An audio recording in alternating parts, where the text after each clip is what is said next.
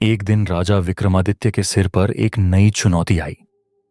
उनका नाम तो पहले से ही न्याय और सत्य के प्रतीक के रूप में मशहूर था, लेकिन अब उन्हें बेताल द्वारा एक और सवाल का सामना करना था।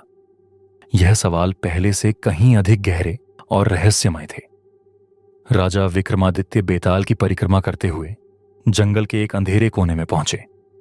वहां एक पुरानी और खंडहर हो चुकी इमारत खड़ी थी, जिसमें से एक हल्की सी रोशनी छन रही थी। विक्रमादित्य ने कदम बढ़ाया और अंदर पहुंचे। वहां बेताल एक पुराने काले पीपल के पेड़ से लटका हुआ था। तुम फिर से आ गए विक्रम, बेताल ने एक बेतुके हंसी के साथ कहा। तुम्हारे साहस को मैं फिर से परखना चाहता हूं। तुम्हें मेरे सवाल का उत्तर देना होगा।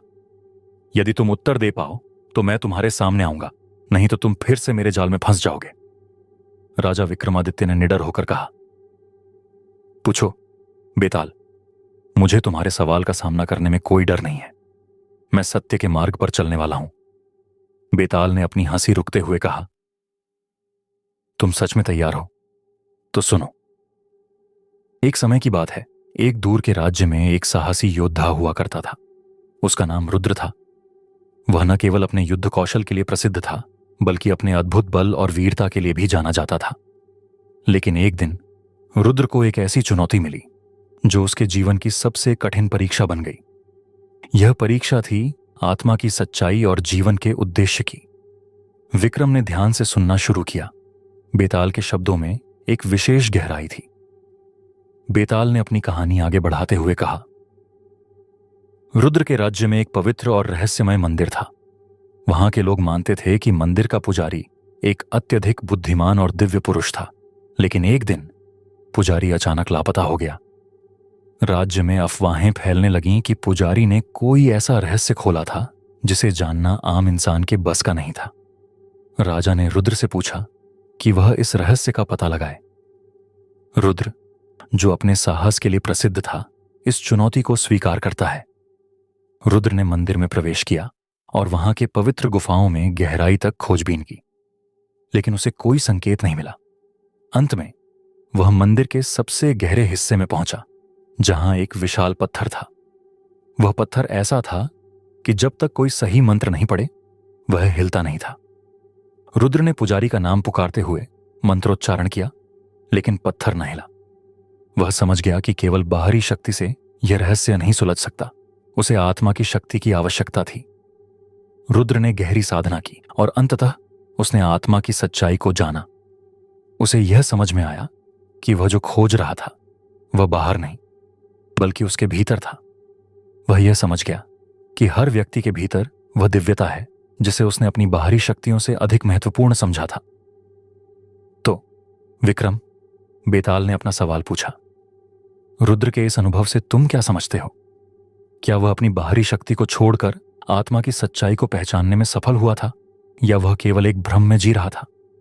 और क्या तुम समझते हो कि इस जीवन का वास्तविक उद्देश्य केवल बाहरी शक्ति की खोज में है, या फिर आत्मा की सच्चाई में है? राजा विक्रमादित्य ने कुछ देर सोचा।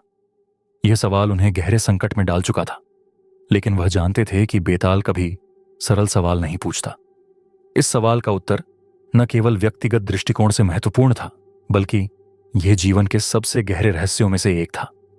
राजा ने उत्तर दिया, रुद्र ने जो अनुभव किया वह यही दर्शाता है कि बाहरी शक्ति और वीरता सिर्फ आंतरिक सत्य की खोज के रास्ते में एक बाधा बन सकती है। उसकी यात्रा का वास्तविक उद्देश्य आत्मा की सच्चाई को पहचानना था, न कि केवल बाहरी जीत या बल की खोज।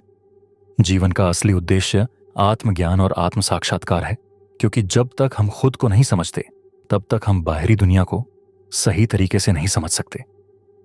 बेताल ने अपना सिर झुकाया और कहा, तुमने सही उत्तर दिया विक्रम, लेकिन याद रखना, हर रास्ता सीधा नहीं होता और न ही हर सत्य आसानी से समझ आता है। तुम्हें और अधिक परीक्षाओं का सामना करना होगा। इस दुनिया में हर चीज की एक छिपी हुई परत होती है, और उसका ज्ञान केवल वही प्राप्त कर सकता है जो सच्चाई के प्रति पूरी तरह समर्पित हो। फिर बेताल ने एक हंसी के साथ कहा, तुमने इस सवाल का सही उत्तर दिया विक्रम, लेकिन यह केवल शुरुआत है। तुम्हारे सामने और भी कठिन सवाल आ सकते हैं। तुम्हें हर कदम पर और भी सावधानी बरतनी होगी। जीवन का वास्तविक उद्देश्य तुम्हारे भीतर है, लेकिन उसे पाना इतना आसान नहीं है। राजा विक्रमादित्य ने बेताल की बातों को ध्यान से सुना और उसकी गहरी छिपी हुई सच्चाई को समझने की कोशिश की। उन्हें यह महसूस हुआ कि जीवन का अर्थ केवल बाहरी सफलता में नहीं, बल्कि आत्मिक शांति और सच्चाई की खोज में है। अंत में विक्रमादित्य ने बेताल से कहा, तुम्हारी यह चुनौती मुझे जीवन के सबसे महत्वपूर्ण प्रश्नों का सामना करने के लिए प्रेरित करती है। मैं जानता हूं कि हर उत्तर मेरे भीतर ही छिपा है और मुझे अपनी आत्मा की आवाजें सुननी होगी। इस यात्रा में मैं तुम्हारी और अपनी सहायता से सत्य की ओर अग्रसर हूं। बेताल ने मुस्कुराते हुए कहा, अच्छा कहां विक्रम, अब तुम्हारे पास सच्चाई का एक नया दृष्टिकोण है, लेकिन यह यात्रा खत्म नहीं हुई है। और याद रखना, सत्य और समझ की राह पर तुम अकेले नहीं हो, क्योंकि तुम सत्य के साथ हो। राजा विक्रमादित्य ने गहरी सांस ली और निडर होकर अगले कदम की ओर बढ़े, क्योंकि वह जान चुके थे कि जीवन के सबसे गहरे रहस्यों को समझने के लिए आत्मा की सच्चाई को पहचानना सबसे महत्वपूर्ण है। इस तरह कहानी समाप्त होती है। यदि आप इसका अगला अध्याय देखना चाहते हैं तो चैनल को जरूर सब्सक्राइब करें।